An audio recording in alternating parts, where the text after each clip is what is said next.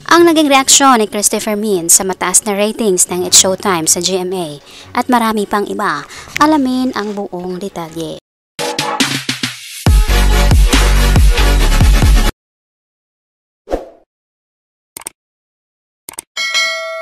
Magandang araw mga kaibigan, welcome back to our YouTube channel, Be Truth. Mainit pa rin pinag-usapang muli ang patungkol sa naglalabang noontime shows ng It's Showtime at ng Eat Bulaga. Naging sentro sa kanilang pag-uusap ang namamayagpag na ratings ng It's Showtime. Sa episode ngayong araw ng Showbiz Now Na or SNN na pinamumunuan ng veteranang kolumnista na si Christopher Min, kasama na rin dito sina Romel Chica at Wendell Alvarez. Muli na namang pinag-usapan ang It's Showtime. Mensahe nila ayon sa kanilang reliable source, di umano hanggang Desyembre lang ang pag-ere ng It's Showtime sa GMA kung hindi tataas ang ratings nito. Kaya opinyon nila na pressure di umano ito na noontime show dahil may ultimatum ito. Samantalang ang kanilang kinakalaban na Eat Bulaga sa TV5 ay chill lang di umano. Kaya dapat di umanong maging consistent ang ratings ng It's Showtime, kundi matutsugi ito. Kinwestiyon rin ng SNN ang posting ng ratings sa ABS-CBN.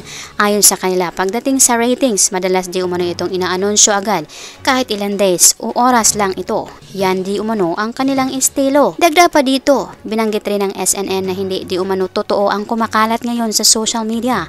Ang napabalitang nag-emergency meeting ang TVJ at ang MediaQuest.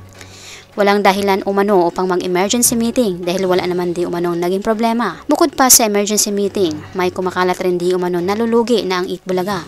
Wala rin di umano itong katotohanan. Imposible di umano dahil napakarami umano nitong commercials kahit nakatape lang. Habang ang It's Showtime naka-live at pressure na pressure. Noong April 6 umano ay parehong naglalaban ang noontime show dahil live ito. Subalit pagdating umano noong Lunes at Martes ay tape lamang di umano ang Eat Bulaga. Malaki na nga umanong kinikita kahit tape lang, ano pa kaya if live ito. At binanggit na rin ni Christopher Min na imposibleng malulugi ang isang bilyonaryong negosyante na si Mr. MVP o Manny Velez Pangilinan. Kung may mga nalulugi umanong ibang negosyante, huwag umanong isali sa listahan si Manny Pangilinan dahil imposible di umano ito.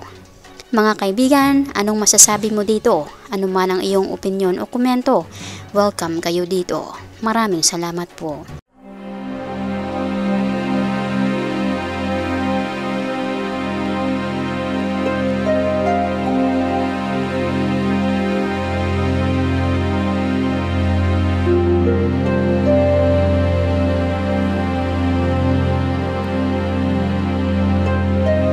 By the way mga kaibigan, mag-shoutout na naman po tayo sa mga latest or newest comment ng aming minamahal na viewers. Malakasang shoutout po kina Mary Ann Kamet. Malakasang shoutout kay Elizabeth Corrales. Malakasang shoutout kay Bahuka Giti. Malakasang shoutout kay mga chismosa. At malakasang shoutout kay Louie.